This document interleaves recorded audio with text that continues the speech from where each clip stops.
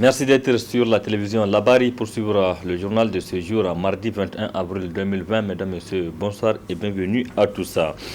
Cette brève pour débuter ce journal, les acteurs de la société civile nigérienne, à savoir Moussa Tchangari de l'association Alternative Espace Citoyen, Mekol Zodi, Moudi Moussa et Habibou Soumela de la campagne tournant la page TLP Niger, Moukela Halidou du SINASEP, également membre de la CNT, ainsi que le président du syndicat national de commerçants, importateurs, exportateurs et grossistes du Niger, El Haïssani Shekarou, vont passer leur 35e nuit de détention dans les maisons d'arrêt de Tilaberi et Niamey. Ils ont été tous interpellés à la suite de la manifestation pacifique contre le détournement de plusieurs milliards de francs CFA au ministère de la Défense nationale le 15 mars 2020. Depuis leur arrestation, des voix s'élèvent ici au Niger et à l'international pour exiger leur libération.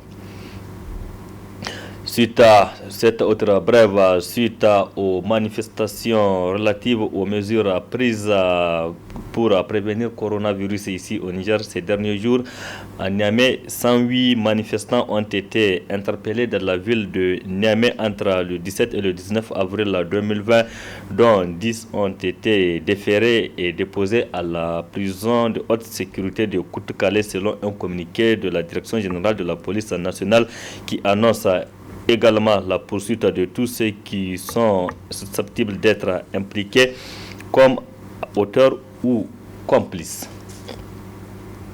Restons toujours dans le milieu donc de la justice et c'est pour parler de cette affaire du directeur de publication du journal L'Événement, Moussa Akhtar, qui a déposé une plainte contre X au bureau de la procureure. Au bureau du procureur de la République à la suite d'une publication sur Facebook visant à le discréditer. En mars dernier, déjà, Akhtar avait déposé aussi une autre plainte. Précision dans ce reportage. C'est la deuxième plainte à l'intervalle d'un mois déposée sur le bureau du procureur de la République par le journaliste nigérien, le directeur de publication de bi-hebdomadaire L'Événement, Akhtar Moussa. La première porte sur la menace de mort et la seconde, c'est une diffamation, estime le plaignant. À travers ce poste, ils disent que nous nous sommes retrouvés avec un confrère, avec un certain Baba Ahmed, que je ne connais pas, et plus l'actuel président du PNDS Taria, pour salir certaines personnes. On nous a donné d'abord de l'argent pour salir certaines personnes. Donc moi, je n'ai pas participé à cette rencontre. Ça fait des mois, si je ne vais pas dire même des années, que je n'ai pas rencontré ni le président du PNDS, mais mon confrère, ça fait pratiquement plusieurs semaines que je ne l'ai pas vu. À plus forte raison, le nommé Baba Ahmed, que je ne connais pas, et que je n'ai jamais été ni chez lui, je n'ai jamais venu ni chez moi, ou ailleurs.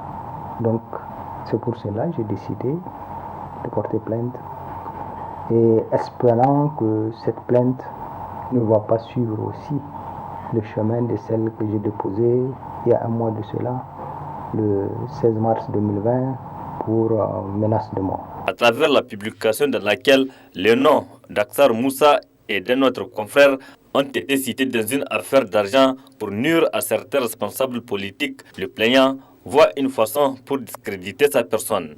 Depuis que j'ai diffusé la vidéo de cet ancien agent de renseignement, où il a mis en cause certaines personnalités du régime, notamment dans le dossier Uranium Gate, qui est le dossier du ministère de la Défense nationale.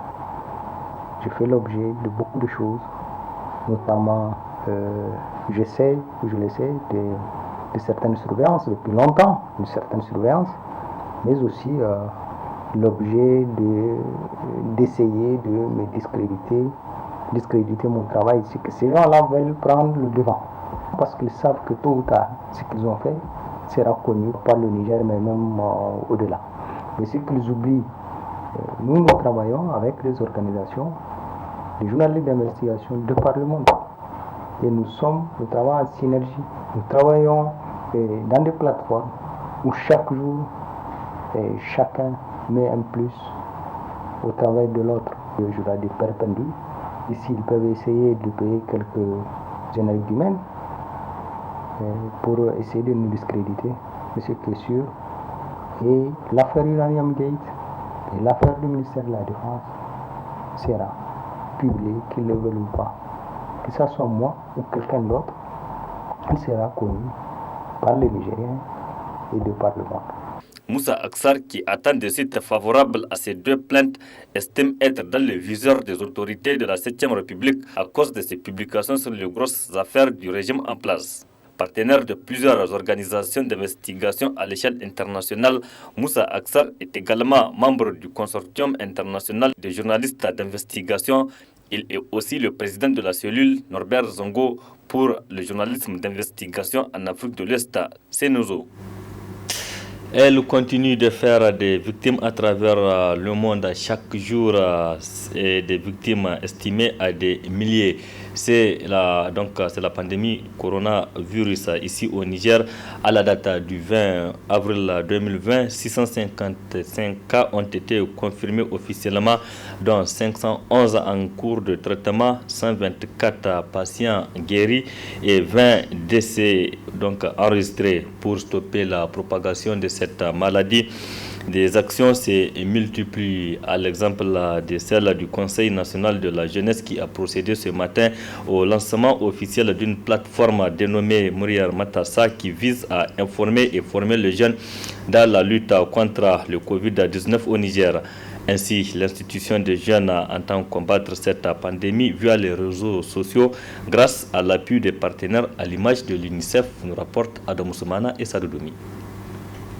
La frange la plus importante de la population nigérienne, à savoir la jeunesse, se mobilise ainsi pour apporter sa contribution dans le cadre de la lutte contre le Covid-19.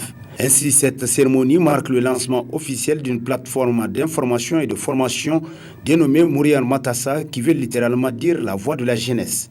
Une initiative portée par le Conseil national de la jeunesse avec l'appui de plusieurs partenaires stratégiques. Cette plateforme a été conçue pour permettre aux jeunes Nigériens de s'informer et de se former sur le Covid-19 d'une part, mais d'autre part de leur permettre aussi d'interagir avec cette période de confinement. Ça permettra aux jeunes aussi de faire des propositions au gouvernement sur les différentes mesures édictées. Donc cette campagne est lancée aujourd'hui dans les 8 régions du Niger, et à Niamey, nous avons à notre disposition 65 bénévoles.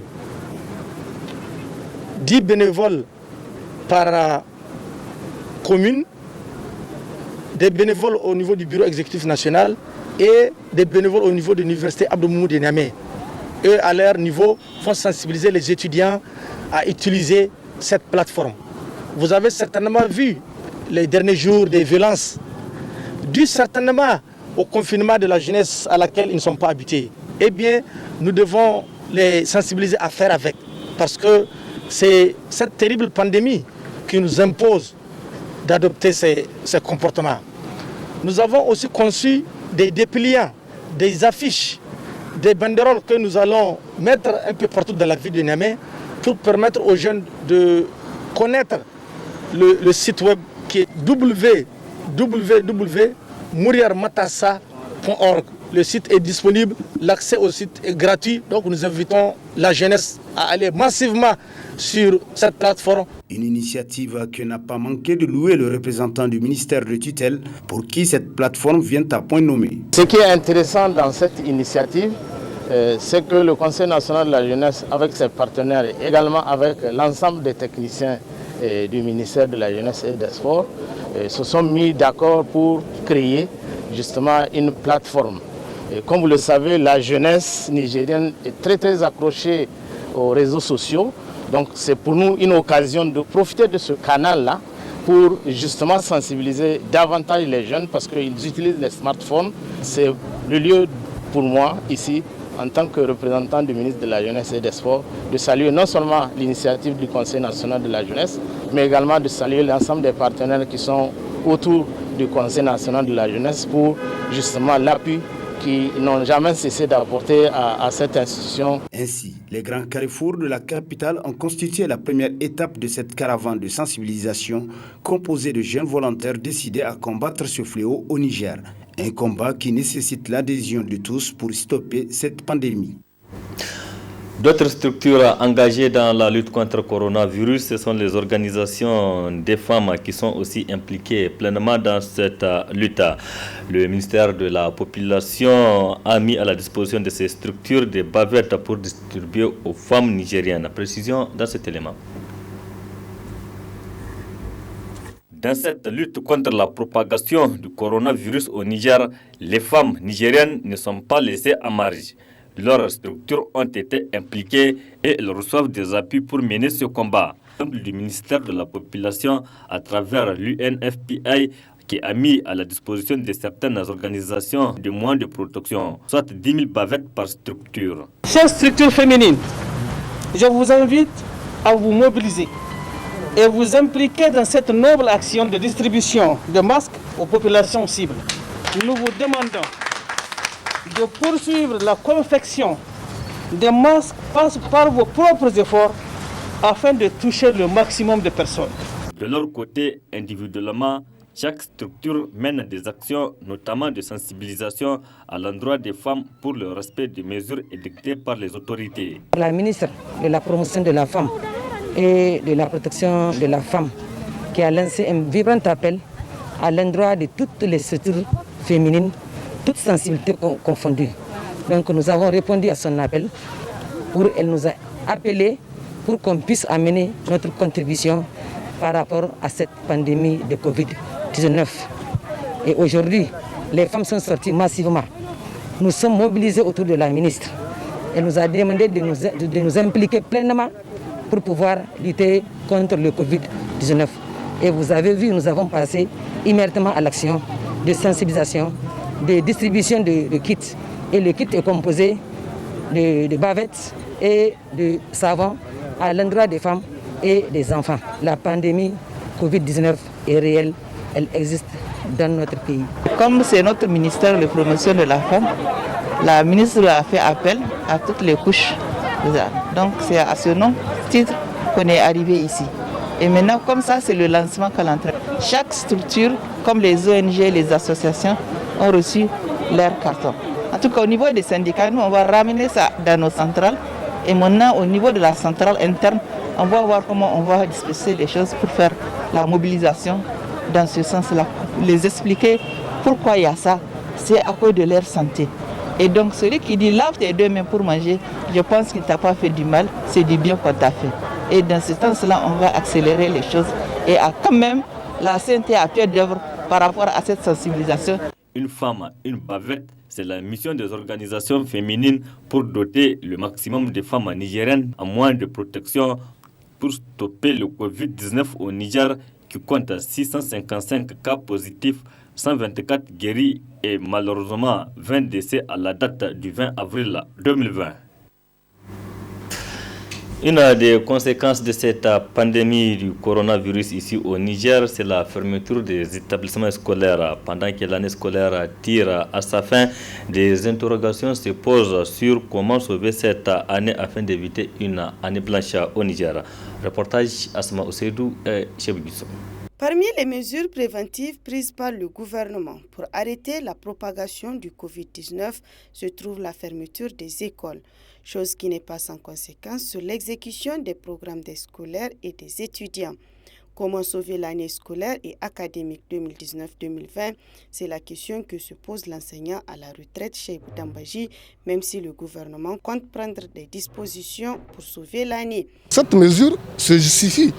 La preuve, il n'y a pas que le Niger qui l'ait prise avant que le Niger la prenne. Beaucoup de pays ont eu à la prendre. Alors maintenant, c'est au niveau des conséquences. Les conséquences, elles sont prévisibles. S'il n'y a pas cours, le problème qui se pose, c'est qu'est-ce qui sera fait en fin d'année si d'aventure il n'y a pas de reprise de cours d'ici fin avril ou d'ici fin mai. Parce que la pandémie, c'est elle qui va déterminer tout. Alors, théoriquement, à partir du 18 avril, le gouvernement a prévu de réévaluer. Mais cette évaluation, on peut présager d'avance le résultat que ça va donner. Vous voyez bien, c'est vous qui nous renseignez tous les soirs, vous voyez la courbe de croissance de la pandémie. Dans ces conditions, il est difficilement envisageable que le cours puisse reprendre. Bref, c'est pour vous dire que le sort de l'année, en tout cas, semble avoir déjà été déterminé par ces reports-là. Alors, au niveau du ministère de l'enseignement secondaire, ils ont mis en place un comité qui a fait des propositions en posant des hypothèses. Si les cours reprennent en fin avril, qu'est-ce qu'il y a lieu de faire? Si les cours reprennent en fin mai et en juin, donc ils ont eu à faire des propositions pour que l'année ne soit pas sacrifiée. Même s'il faut que ça empiète sur l'année prochaine, en tout cas, les propositions qu'ils ont eu à faire retiennent qu'il n'y aura pas d'année blanche, en tout cas dans les différents scénarios. L'ancien secrétaire général du syndicat national des enseignants du secondaire SNES, Cheibou Dambaji, lance également cet appel. On souhaite que, dans le meilleur des cas, que cette pandémie puisse trouver solution ou qu'elle ait atteint son apogée et puis qu'on la maîtrise pour que les cours puissent reprendre, parce que les conditions idéales pour dispenser les cours chez nous, il faut l'enseignant dans sa classe. Nous souhaitons que d'ici quelques jours, qu'on puisse arriver à endiguer la tendance à la croissance de la contagion et envisager, en tout cas, éventuellement les reprises des cours dans les jours à venir sans prendre de risques. Il n'y a pas de risque à prendre. Vivement la fin de cette pandémie et que les élèves puissent reprendre le chemin de l'école. Un mot de la culture dans ce journal-là. Amadou Younsa Hamani, connu sous le nom de Force Morale, un jeune artiste très talentueux et plein d'ambition. Le titre phare de l'artiste Irsiba Goyo, qui a très bien cartonné ici à Niamey. Abdourazak Hamidou Léo était à sa rencontre. Dénoncer, conscientiser et distraire. Voilà comment l'artiste Amadou Younsa Hamani, alias Force Morale, définit sa musique. Force Morale, j'ai l'habitude de dire, ce n'est pas un nom choisi par hasard, ce n'est pas un nom aussi choisi juste pour le simple plaisir. Pour moi, c'est une idéologie. Parce que je me suis dit, pour chanter, il me faut un champ d'orientation à travers lequel je peux me comprimer pour pouvoir véhiculer mes messages. Une musique qu'il a concrètement commencé en 2014 avec la sortie de son tout premier titre, Les Ennemis de la République. Depuis, l'artiste a fait du chemin. Étudiant à l'université Abdou Moumouni, Force Morale, force d'un mental d'acier, arrive avec brio à concilier musique et les études qu'il trouve complémentaires. C'est un programme que je me suis établi. Il y a des heures consacrées pour la musique, il y a des heures aussi consacrées pour les études. Voilà. Au contraire, c'est des choses complémentaires, c'est des choses pour moi qui vont de pair. Parce que le moment de frustration, c'est la musique qui m'aide en fait. Donc quand la fac me frustre, c'est la musique qui intervient. Et quand la musique me frustre aussi, c'est la fac qui intervient, quoi. Du coup, c'est des choses complémentaires, quoi. Avec un album sur le marché et des titres qui ont cartonné, à l'image des sons Irsiba Goyo. Irsiba Goyo, voilà, c'est un son dans lequel j'essaye d'appeler toutes les autorités de la République au sens élevé de leurs responsabilités. C'est un son vraiment qui a beaucoup fait de polémique. Certains pensent que c'est sous l'influence de X ou Y que j'ai chanté ça. Non, ça vient de ma conviction personnelle.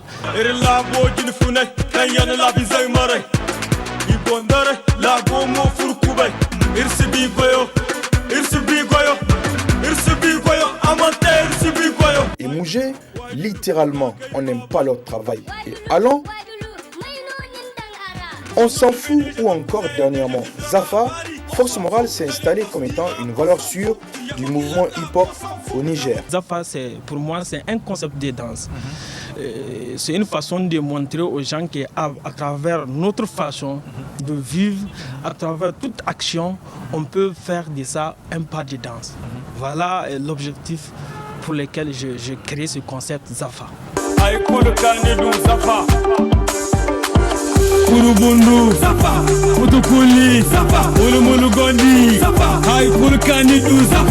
Depuis quelques années, l'artiste voit sa cote monter en flèche. Ses fans, ou comme il les appelle affectueusement sa famille, ne cessent de s'agrandir. Après un premier vrai concert réussi le 1er décembre 2018, dénommé Vibration. 1er décembre 2018, c'était vraiment la vibration. Voilà, c'était le tremblement musical, c'était vraiment le début de ma carrière artistique. Parce que vraiment, à ce temps, la famille, parce que j'ai toujours dit que je n'ai pas de fans, j'ai une famille. Ma famille a répondu et vraiment c'était un concert digne de son nom. L'artiste Force Morale promet ne pas s'endormir sur ses lauriers et qu'après un temps de repos, de prestations et de travail, 2020 et 2021 seront pour lui des années de retour au devant de la scène. Courage et surtout bonne chance à l'artiste Abdrazak Hamidou Léo. Point final de cette édition. Merci aussi à vous de l'avoir suivi. Restez en compagnie du programme de la télévision Labari. Excellente nuit à toutes et à tous. Au revoir.